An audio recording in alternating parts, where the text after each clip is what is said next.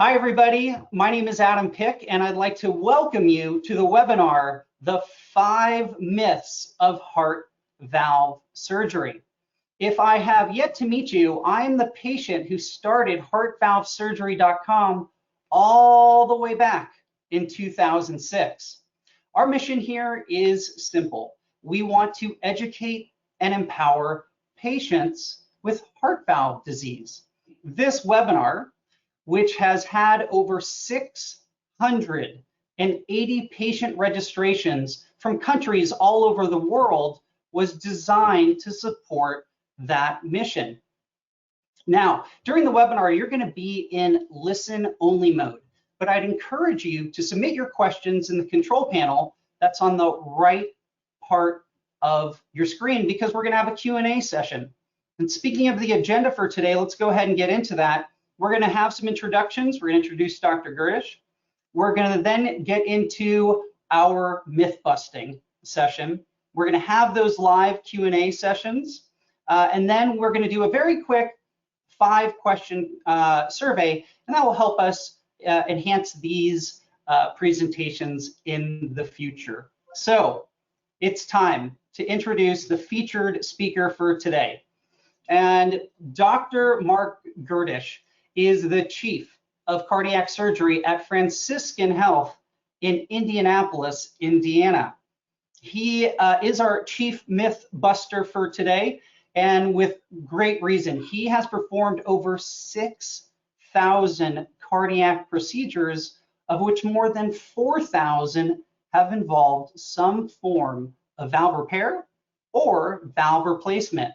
He is a researcher. He is an innovator, in particular in the field of minimally invasive heart valve surgery. And yes, his license plate is HRTVALV, heart valve. We share a similar obsession, and that is helping people with heart valve disease. Now, for Dr. Gerdisch, that obsession has yielded a tremendous benefit to the community at HeartValveSurgery.com. I've been fortunate to know Marc now for about 10 years. I consider him a friend, but what I love about him most, not just him being a great person, is the results that he gets for the patients all around the country, in Indianapolis, and at our website. He was one of the first surgeons at HeartValveSurgery.com to have over 100 patient success stories. And when I mean success stories, I mean success stories. Here you can see several of them, whether it's John Pershingser, Angie Gregory, Tim Derlitzen, Matt Shute, Timothy Kennedy, Todd Runenbaum, Linda Kincaid, Nina Banford. It is no doubt a huge honor for me personally that Dr. Gerdisch has taken time out of his very busy schedule there in Indianapolis. And with that, I'd like to introduce to the webinar, Dr. Marc Gerdisch. Good evening. Thank you, Adam, for that very kind introduction. And it's absolutely my pleasure to be here. I actually, of the lectures that I give, I think lecturing with patients is probably my favorite, because they're the most invested and eager to learn. So 5 myths, we thought that this was a good format because these are 5 of the things that are often presented to us as challenging concepts for patients. And we could probably generate 5 more, but these are pretty common and interesting to people, so let's see what we have. Number 1, mechanical valves are not as good as tissue valves. So it's been an interesting process. Next slide. Over the past decade or so especially, there's been a very prominent drive toward tissue valves, right? Moving toward valves that are not made of carbon, like the valve you see on the left, which happens to be an onyx valve, but toward valves that are made from animal tissue, and that includes transcatheter valves. The surgical choices are mechanical and tissue valves that are implanted surgically, of course, and then transcatheter valves. So let's look a little bit deeper. Next. It's very important in all of these conversations about valve choice that people understand that medicine is local, and doctors and institutions behave differently across the nation. If you look at, for example, the likelihood of getting a tissue valve on the East Coast versus the West Coast, they're substantially different, and different when you go south. So those subtle differences exist not just across the nation, but even within one hospital. You might talk to different physicians that have different perspectives on things. It's important that you learn what you want and that you understand what the choices are. Next. These are the goals that when I talk to other physicians that I think we have to recognize as important for the patient. What do we have to do in the modern era to be sure that we're giving the patient a full perspective? So I'm just gonna take a minute for this. We have to develop a landscape for the patient's options. We have to really understand the patient's goals and provide valid feedback to their impressions, because people come in with things they've learned on the internet, they've heard from friends, they've heard from other patients. We also have to recognize the concomitant disease and quantify the need to treat. And this is going to come up later in the talk as well. In other words, what are the other aspects of the patient's condition that need to be understood with respect to their impact on the person then and their longevity, and how it should be treated.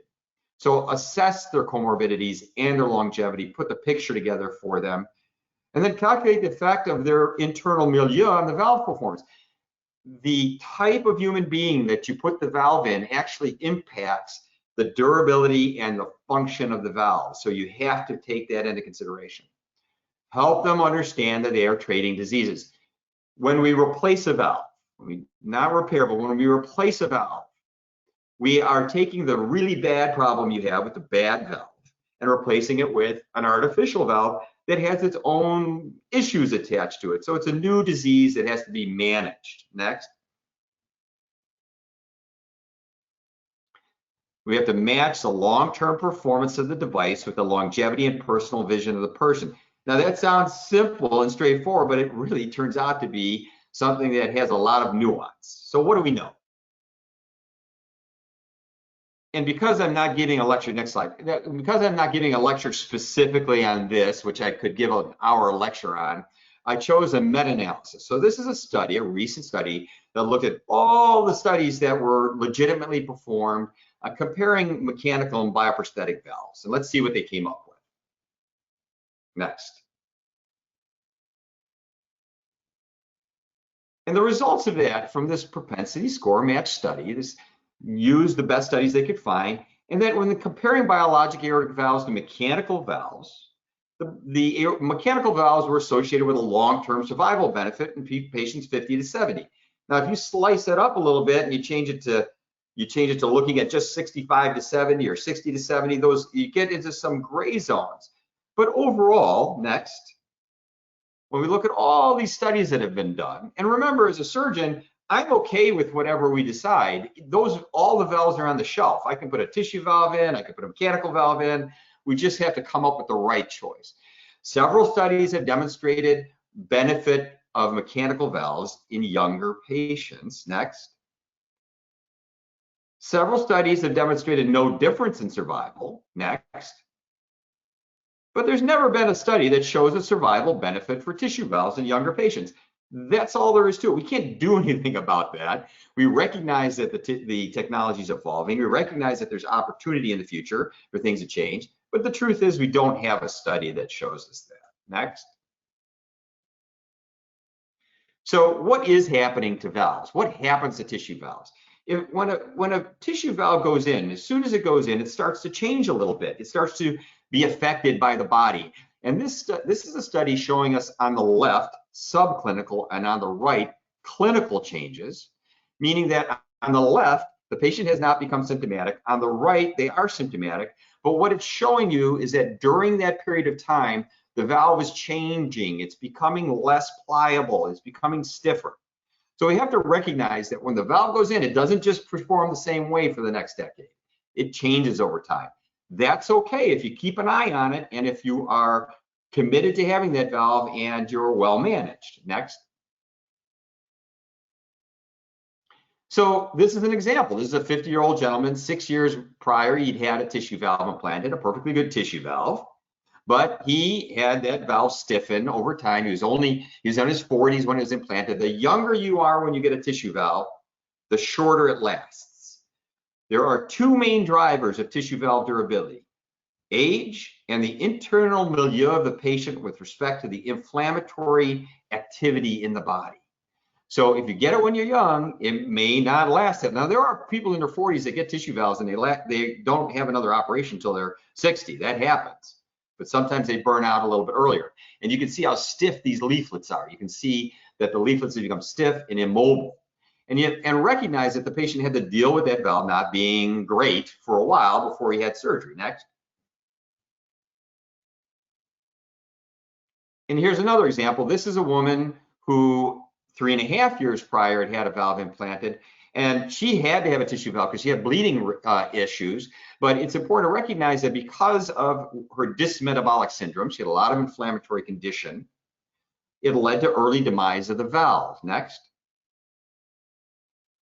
Or here is a lady who had a small transcatheter valve implanted. She was 72 years old. It had been implanted in another institution because they didn't want to operate on her because she had chest radiation, which we commonly do operate on, but I understand their hesitancy. But that valve, 20 months later, we had to take it out and replace it with a standard tissue valve. So it's a dynamic process. The valves change while they're in the person. Next. So what about anti-calcification? As you know, we now have the Inspiris valve, which I use when younger folks get tissue valves because it is promising. It looks like it may not calcify as rapidly. In sheep, it does not calcify as rapidly as its predecessor valve did. But we've had other types of anti-calcification processes over the years that promise to avoid it. I don't think this is going to be a silver bullet. It's not going to magically make calcification disappear. I do think it will slow it down. So that is promising. Next. This is an important paper because it's an example of the type of thing we see commonly when comparing those valves. Next. And this is kind of the punchline slide for all of the things we look at with mechanical and bioprosthetic valves.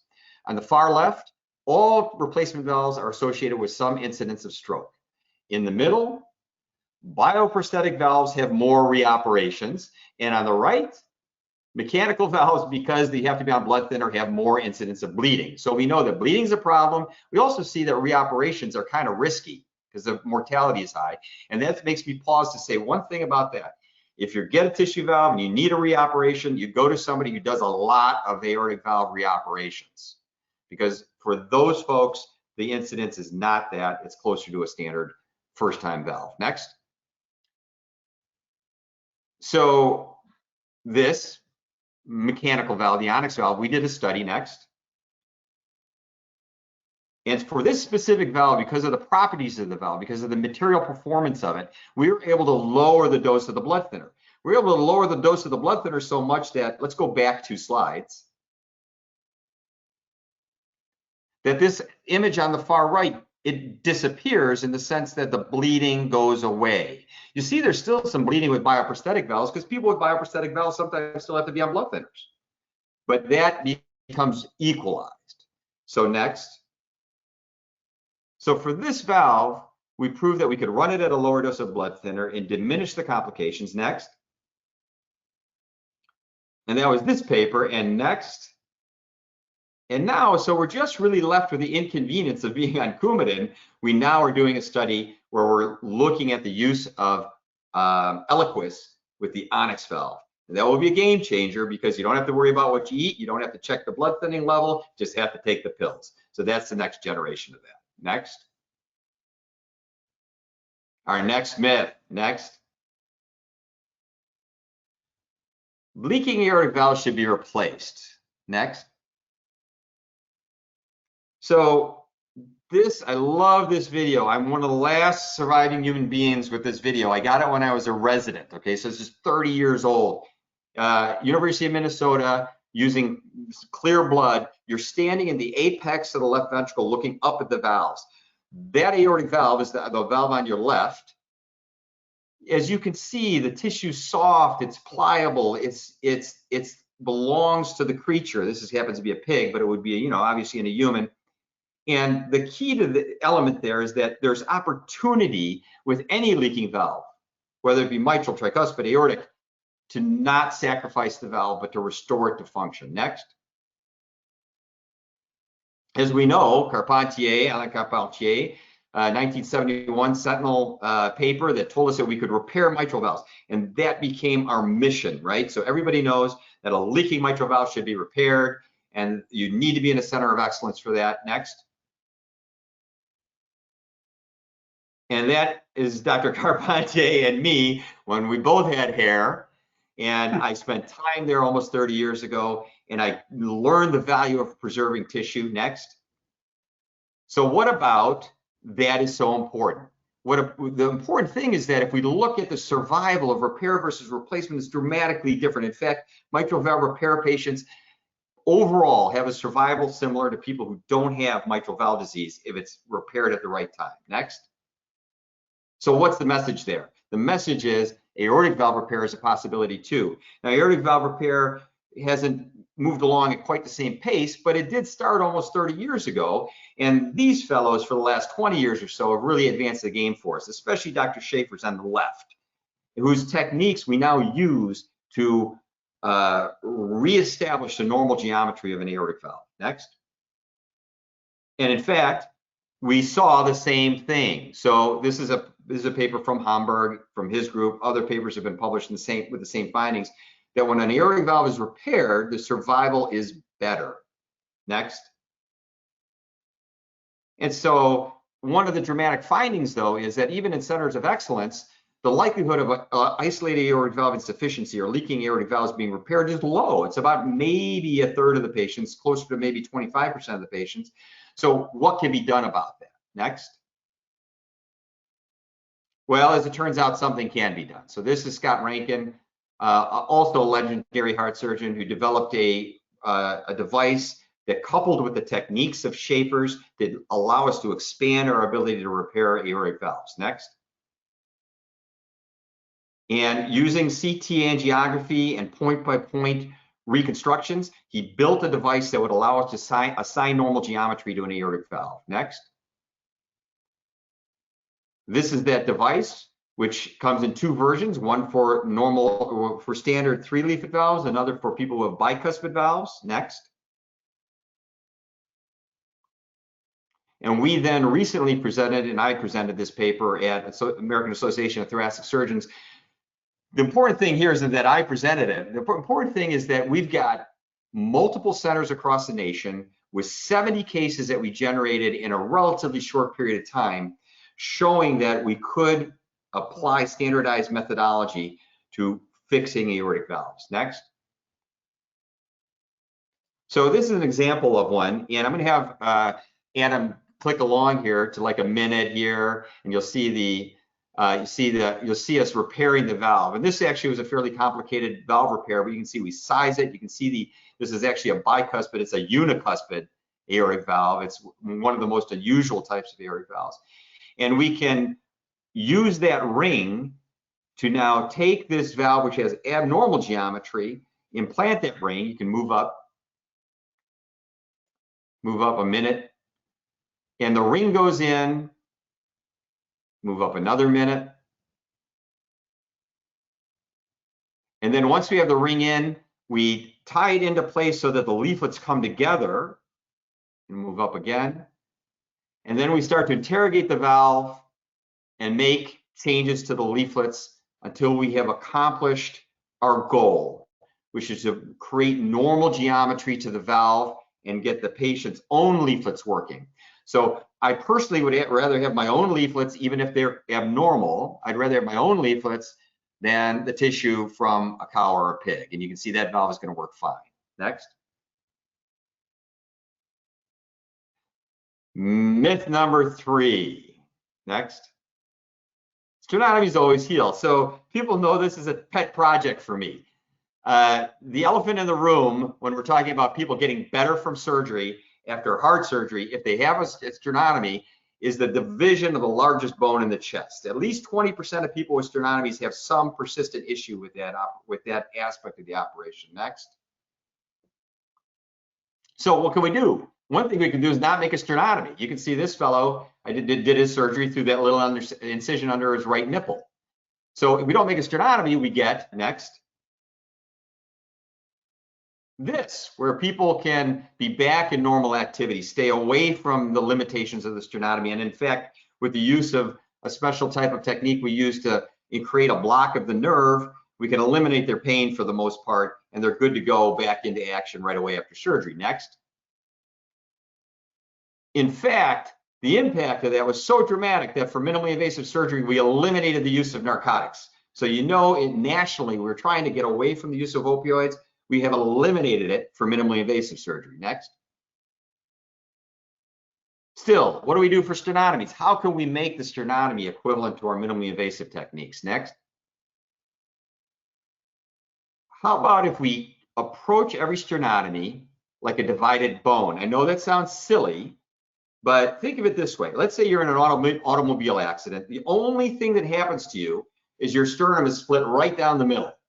You go into the hospital, the surgeon takes you to the operating room, he puts your bone back together with some baling wire, and he sends you home. Would you feel okay about that? You had a traumatic division of your bone, and all they did was use wires? The answer is no. So we are the holdout. Heart surgery is the holdout for how you treat a divided bone. In our practice, everybody who gets a sternotomy gets rigid plate fixation, which means they get an orthopedic repair. Why? Next.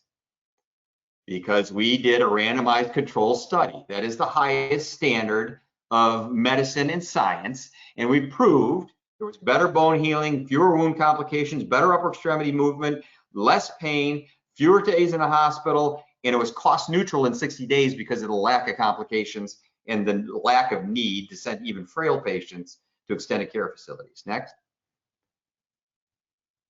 And we saw a similar effect. This is just the most dramatic thing, almost accidental. 87% reduction in the use of narcotics for patients with sternotomies. So only 10% of our patients even go home with narcotic prescriptions. Next. And here's some cool examples. 82-year-old woman, day 2, after having her aortic valve ascending aorta replaced, goes home day 5, back to work 3 weeks later. 68-year-old gentleman had a huge operation, redo operation. He had a reoperation. You can see the mobility he has. Good to go, goes home. He also went home in a few days and back in action. Next. So I want you to tell me which one of these patients had a sternotomy 3 weeks ago. Which one had a minimally invasive operation? It's the guy on the right. The guy on the right had a sternotomy, hitting fast pitch. Next. Now, I know those are dramatic examples, but like I said before, now only 8% of our patients go home with narcotics, and only 10% of our patients, including the frailer, older people, have to go to extended care facilities. People go home. Next. Myth number 3. Atrial fibrillation. You guys know that I'm a little manic about this. You've probably heard me talk about it before. This doesn't require a lot because I'm going to tell you ahead of time, atrial fibrillation needs to be treated. Let's look at the next one. So click it one more time. The message of this slide is the impact of atrial fibrillation. When a patient is first diagnosed and admitted for atrial fibrillation, their 5-year survival is only 50%. It's worse than most cancers. Atrial fibrillation is a serious disorder. Next.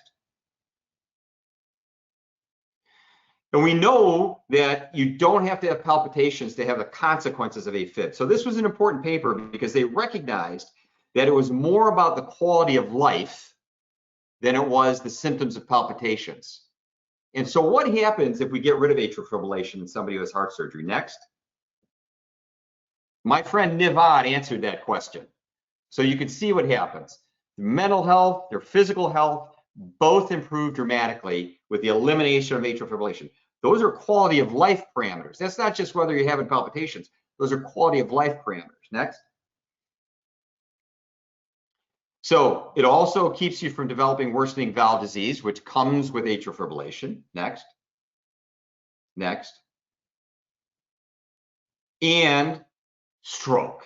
Stroke is the greatest, most devastating complication of atrial fibrillation. We know that treating atrial fibrillation is important for that. Next. And the difference in survival. So this is a great paper. This was from Northwestern several years ago. You want to be on the top line. the long-term survivors, right? The people who didn't have their AF treated were more likely to be dead. Next. So for all of these reasons, next, the AATS, American Association of Thoracic Surgeons, says you must assess, you must consider treating atrial fibrillation whenever it's present in a patient. There's no such thing really as a little atrial fibrillation, because atrial fibrillation begets atrial fibrillation. Next. Myth number 5.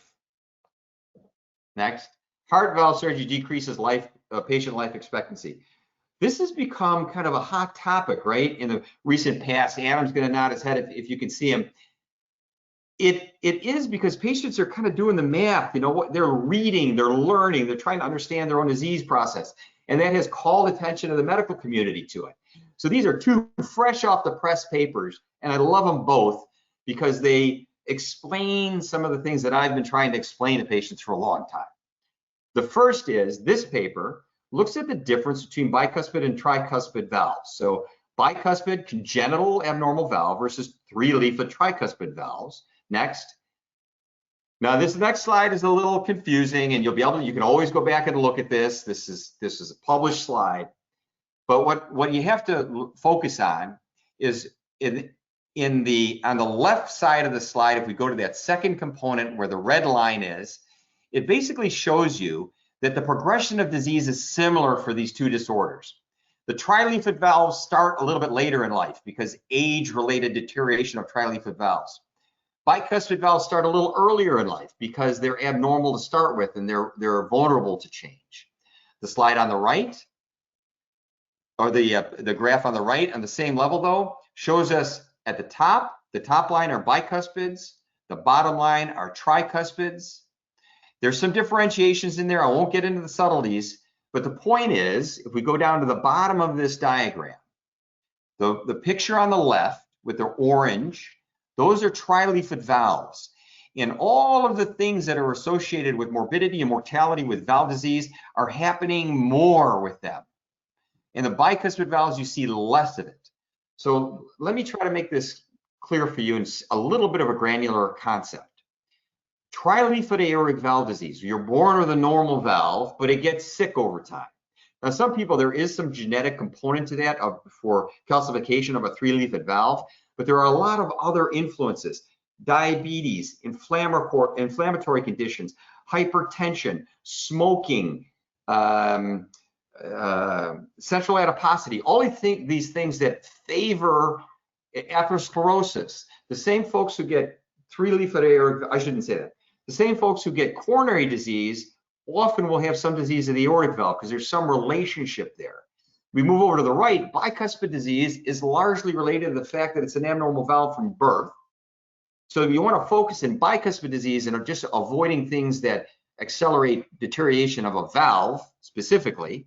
Whereas with trileaflet disease, you really want to try to manage the patient very globally with respect to those risk factors that advance trileaflet disease. Let me make it one more slide here, one more paper, also a brand new paper. And it delivers the same message with survival data. So this is in Sweden. I love Swedish papers because they have such great healthcare. They're always able to follow their patients well. So we get very good data. Next. And so what we see here, the very important finding here, is that when they looked at their population of people that were treated with valve replacement for 3-leaflet and bicuspid valve disease, the bicuspid valve patients had a better survival. So although the disease onset might be sooner, the survival improves because it's a function of that bicuspid valve. Now, it's true that the majority of those patients that had their surgery with bicuspid disease were treated earlier, so they got mechanical valves. They were standard therapy, so there can be some bias built into that. But the fact is that the bicuspid group had an improved survival, and that points to the fact and likelihood that the tricuspid valves tend to have a more constitutional disease that can contribute to their demise. Next. So let me finish with live long and well with valve disease. Create a map of the future together with your cardiovascular team, your cardiologist, nurse practitioners, your primary care physician, and your surgeon. Include your hopes and dreams. Just tell them what you want. How do you want to live? And let's figure out how to get there. Plan your personal path to influence your long-term outcome. In other words, I have patients where we spend a lot of time just kind of figuring out what it is about their lives that we want to be sure to influence and emphasize so that they get to live their lives well. Understand the science as dispassionately as possible. Super important. You don't want a horse in the race. This is not about like, I like tissue valves, I like mechanical valves, I like that. This is about science, and you have to be dispassionate about it. Ensure all aspects of your condition are addressed. If you have atrial fibrillation, if you have an aortic aneurysm, if you have other valve disease, all of those things, coronary disease, whatever it is, it all should be addressed at the same time. That's the last slide. Well, Dr. Gerdisch, I can't thank you enough for not only presenting the myths that you see in your practice, talking with your patients, but then going ahead and busting them to elevate our consciousness, not only on an actionable level of kind of the next steps for taking care of our valve disease as patients, but also bigger picture. What do we need to think of after that perhaps first intervention? How do we need to think about this maybe more strategically as we are all living longer lives? So thank you so much for that. Really, really appreciate it. And we have had question after question coming in during this webinar, and I think we can just real quickly, if you're okay, shift gears and go right into the Q&A. How does that sound? Yeah, that would be great. And I love your word strategic. That's what we have to be. We have to be strategic. Next. Yeah, go ahead. Great. Well, let's get to the Q&A. And this was interesting. Dina, who's on the line, asks, is it a myth that with severe calcification, minimally invasive surgery is just not a safe option? It's a very good question. And it actually depends which valve and how extensive the calcification. So aortic valve disease, that's not accurate. Calcified aortic valves can absolutely be treated almost invariably, minimally invasively, without even touching the sternum through between the ribs. Mitral valves, if there's extensive calcification in a mitral valve that penetrates the wall of the heart, that requires major, basically, excavation in order to create new space, whether the valves can be repaired or replaced. And those usually will have to get done with a sternotomy, with a standard approach. Great, I hope that helped you, Dina. Let's move on to a very, very big topic in our community, Dr. Gerdisch. And I want to just take a breath to make sure everybody has the time and space, if you're considering valve surgery, to focus on this question. It has to do, Sam asked it, and it's about the heart-lung machine. And he asks, what is the real deal about the heart-lung machine? Is it safe? I've been reading about pump head, and I'm concerned about potential cognitive issues after surgery. And before you answer his question, can you maybe, Dr. Gerdisch, just share for someone who's never even heard of the heart-lung machine, what is it, and kind of then address Sam's question so that we get a full rounded picture here. Right, so yeah, good point. So when people have heart surgery that requires us to stop the heart, or even beating heart surgery where we have to get inside of the heart, the patient is put onto a heart-lung machine where deoxygenated blood that's already been used by the body and the oxygen's been taken out, is sent through a cannula, a tube, to the heart-lung machine, which then oxygenates the blood, puts the oxygen in that your lungs would normally do, and then pumps the blood back to the body. Meanwhile, we keep the heart isolated and we feed the heart separately. We take care of the heart separately while we're doing our work, and the body is being perfused by the heart-lung machine. So I hope is that pretty clear then, you think, Adam? Yeah, so recognizing that, and Sam's question is really super important. So I would say a few things. First of all, cardiopulmonary bypass has definitely evolved. Techniques have evolved. As part of our enhanced recovery after surgery program and practice, we have a process that we call goal-directed perfusion. So when we use the heart-lung machine, every time a person's on the heart-lung machine, like every aspect of the operation, we want that patient to have the experience that we would want for ourselves or our loved one. And with goal-directed perfusion, we are constantly assessing and tweaking the parameters that ensure that the body is experiencing as close to normal blood flow as possible. And that is all about oxygen delivery and the pressure of the blood as it reaches the tissues. So we constantly monitor that and adjust it.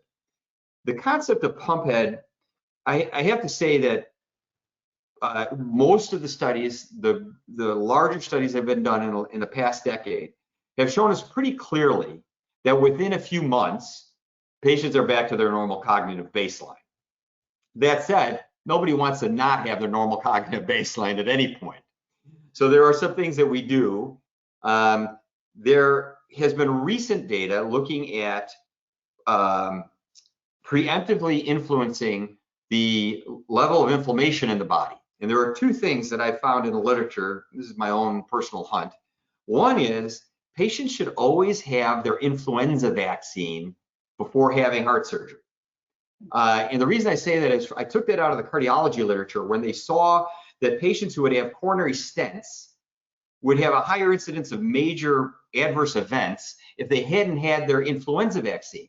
So I dug a little deeper and I found that people, once you have your influenza vaccine, it lowers the level of inflammation in your body. So you're set up to tolerate cardiopulmonary bypass better. And there's one paper, I don't know if it got published to tell you the truth, but there was one paper that showed that indeed people who had had their influenza vaccine had lower inflammation on cardiopulmonary bypass. The other thing is we use, even in folks that don't need them otherwise, we actually put patients on statin drugs coming into the operator before surgery. And we do that because statins also lower the overall level of inflammation, and we think might avoid some of this early cognitive impairment, because that cognitive impairment appears to be not like, it's not strokes, it's not stuff going to the brain, it's this kind of general inflammation in the body that we try to obviate. The other thing that we do is obvious from all the things I said, is that we stay away from a lot of medications and things that make people foggy. So we kind of get people snapping to right after surgery. If you're awake and alert well after surgery and well rested, a lot of that stuff goes away. So it's a multi-prong approach, goal-directed perfusion being the key element, that when you're on the heart-lung machine, somebody knows how to manage it. And then just not being on that heart-lung machine all day, you know, being with a surgeon who can move the operation along and get things done for you. Long answer, but it's an important question. Yeah, very, very helpful. And for everybody in the line who, Dr. Gerdisch very quickly talked about the rapid recovery protocol that he uses at his center. You can go to HeartValveSurgery.com, type it in, you'll see a really great play-by-play of how he describes what that is. It's fascinating to learn about that. So let's move on to Linda's question, and this is a great one, I get this all the time, is Linda says, I've got moderate aortic stenosis and planning on a replacement in the next few years. I'm 62. TAVR would be ideal. I see that TAVR is now approved for low risk patients. What does that mean? Yeah, this is such a great question, Linda. It's a great question for a number of reasons. First, I would take you back to my very first slides where I said that valve therapy is both nuanced and varies on where you are. You could walk into one hospital and say, I'm 62, I want a TAVR, and they'd say, no problem, ma'am, just walk this way. And you might walk into another where they're going to sit you down and have a long conversation. So I think that what data we have would dictate that in a 62-year-old person who's genuinely low risk, in other words, you don't have some other comorbidity. If your long game is 20, 30 years, if you get a transcatheter valve, the likelihood of getting real durability out of that valve is limited. And there's a recent publication actually from Germany looking at a multi-year experience in 1,800 patients. And for those patients that they could match, they could directly compare surgical to transcatheter valves. It was a limited cohort. It was obvious that the surgical valve patients were getting better survival. So I think that we don't know enough yet to start putting these valves in people that young. What we do know is that if you decided you want a tissue valve at 62 or 65 or whatever it is, you can have that valve implanted without anybody touching your sternum, going between your ribs. You can have a surgical valve that we know has durability, and in this newest generation of surgical valve that may have increased durability. And you can be set up to have a valve-in-valve later with a TAVR, which we do all the time. So I think that logic would prevail in someone who's 62 years old, otherwise healthy, that person has a long game, logic would prevail that it would make sense to have a minimally invasive surgical valve with a plan perhaps for a transcatheter valve in that valve later in life. I hope that answers your question. Yeah, a great answer. I'm just curious to know offhand, Dr. Gerdisch, you are a minimally invasive specialist. About what % of your procedures these days that are valvular are being done minimally invasive by you and your team? So if it's a single valve, it's essentially all of them. When we move up to 2 valves, it becomes a little bit less, and it depends which valves they are. If it's mitral and tricuspid, it's most of them. If it's aortic and mitral, it's less. And then when it becomes more complicated operations where maybe 3 valves or 2 valves or reoperation or valves and bypasses, those kinds of operations we do through a sternotomy. And as I mentioned, all of those patients get rigid fixation so we can restore them to full activity. But anybody who has a single valve, unless there's some contraindication based on their body habitus or something, the vast majority of those are done without touching the sternum. Got it. Let's move on to the question here from Bob. And he asks, is it true that patients can get more mitral valve calcification after a mitral valve repair or replacement? Another great question, Bob. That's a great question. So there are 2 ways to look at that. One is if you have a valve replacement and it's a tissue valve, the valve will calcify. So eventually you live long enough, the valve will stiffen and calcify. I would add an aside to that, and some people might take issue with it, but I personally believe that if a mitral valve is replaced, you should favor a porcine pig bioprosthetic valve, because that valve is made from actual leaflets from a pig, and the mode of failure is different. And I can get into the details of this, and I'm happy to talk to people about it, but it comes down to stiffening in pericardial valves and failure of porcine valves by not by stiffening but by tearing. So it becomes complicated, but the mode of failure is better in the mitral position with, in my opinion, with a porcine valve, but they will all calcify over time.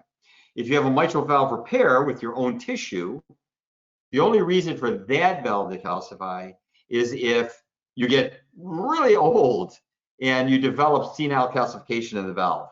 And that would be unusual. Most people who have degenerative mitral valve disease that get a valve repair will not develop senile calcification, will not calcify the valve.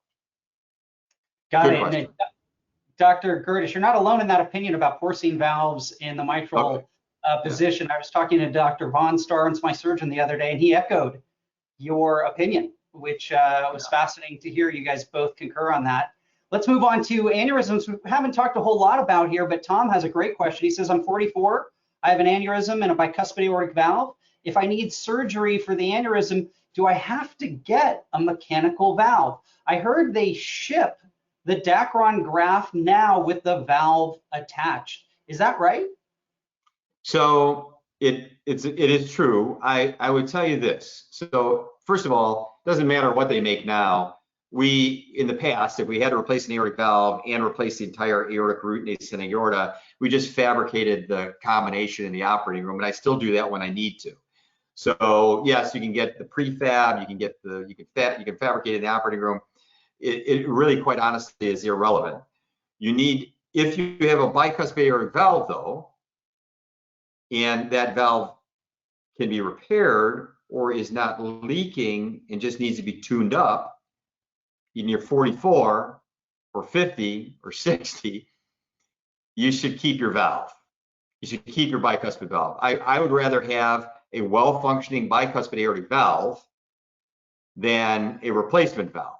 My well-functioning bicuspid aortic valve does not carry the risks that a replacement valve, whether it's tissue or mechanical, it does not have those risks. So you, if possible, keep your valve, keep your bicuspid valve, and just replace the aortic root and ascending aorta. So admittedly, you have to have a surgeon who can do that, who can replace the root and save the valve. But there are plenty of us, and wherever you are, I can find somebody near you. You just have to be with the right person to keep your valve if it's still working.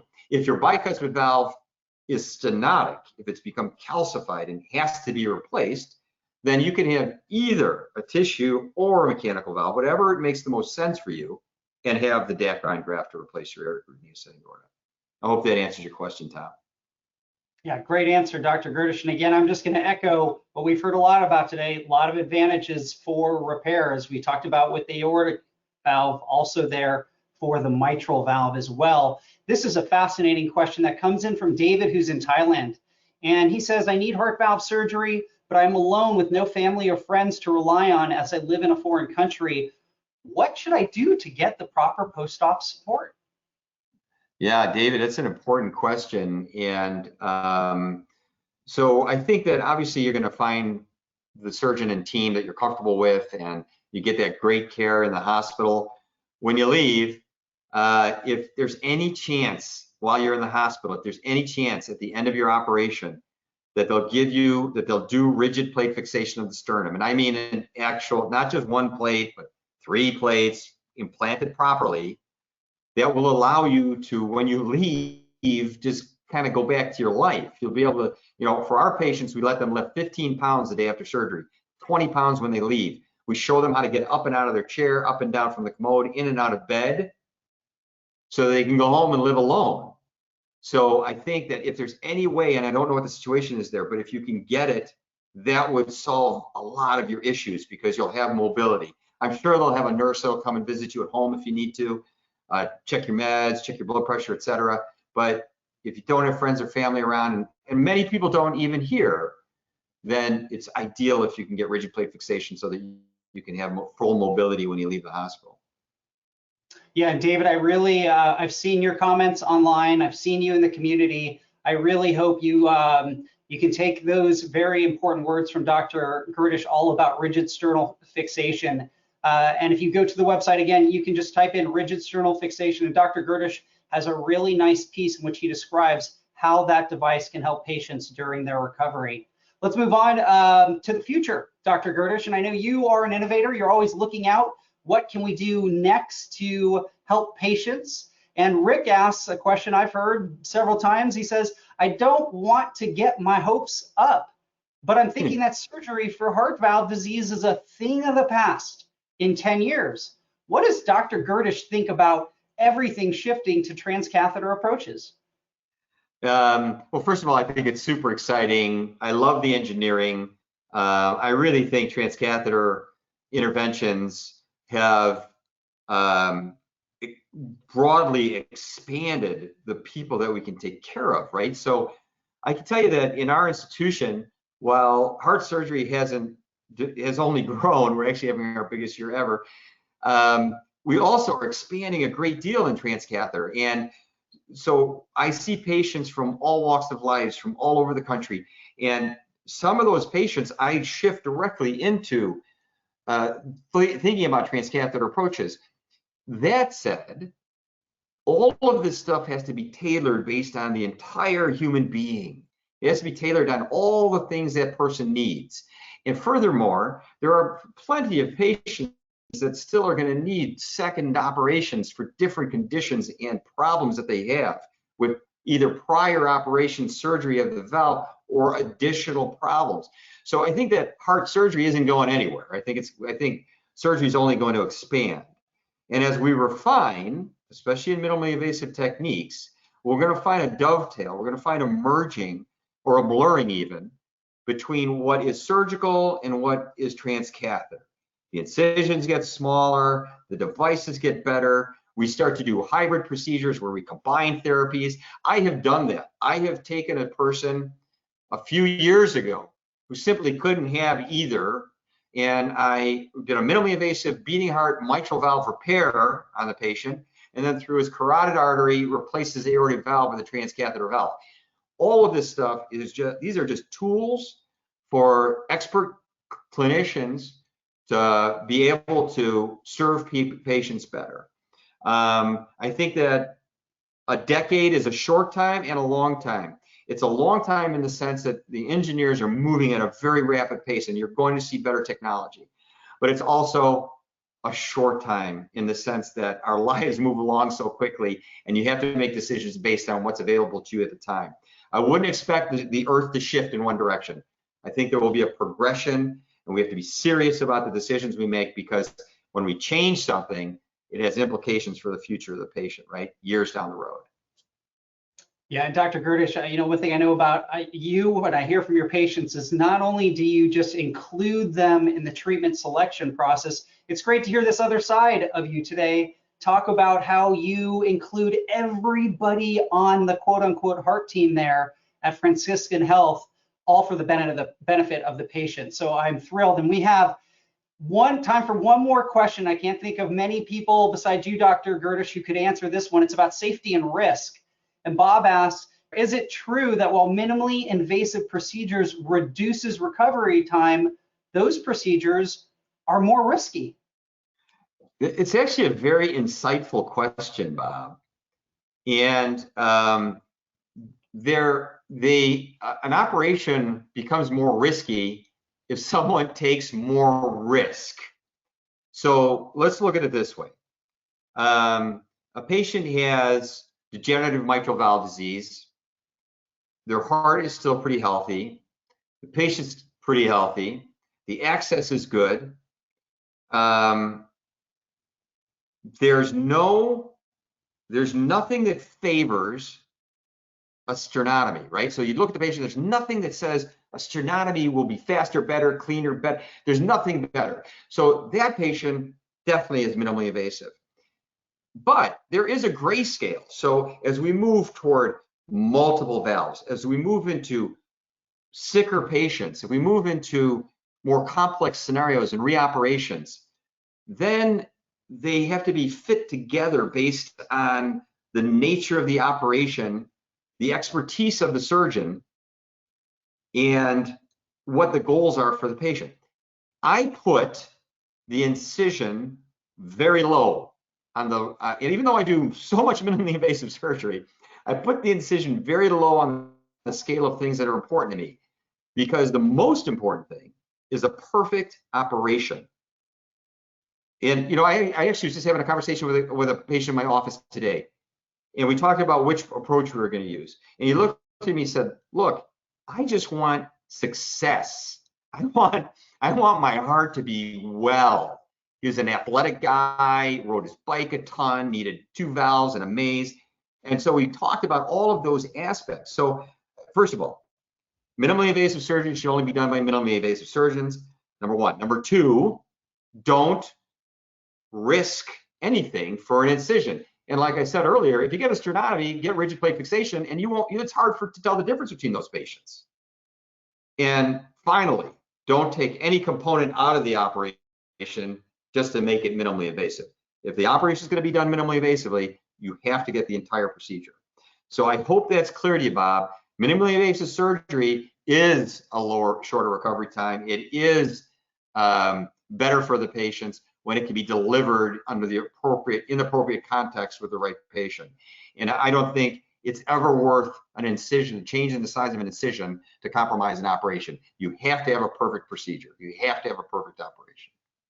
Yeah, I just love that response, Dr. Gerdisch, focusing on the perfect, safe operation that's going to provide the long-term results for the patient. And with that, we're going to go ahead and wrap up this webinar.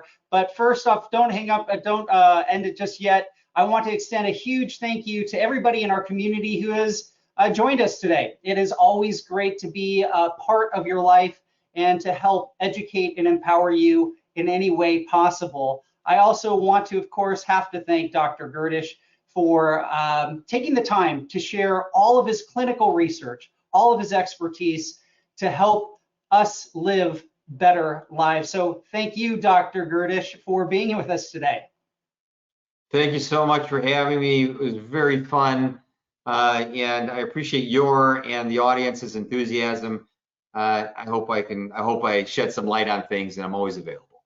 Yeah, well, again, thanks to everybody. And as we wind up the webinar, I'm going to go ahead and post a survey right now. And if you could just take a minute of your time and answer those 5 questions, we would really, really appreciate it. So thanks to everybody in the community, and thanks so much to you, Dr. Gerdisch.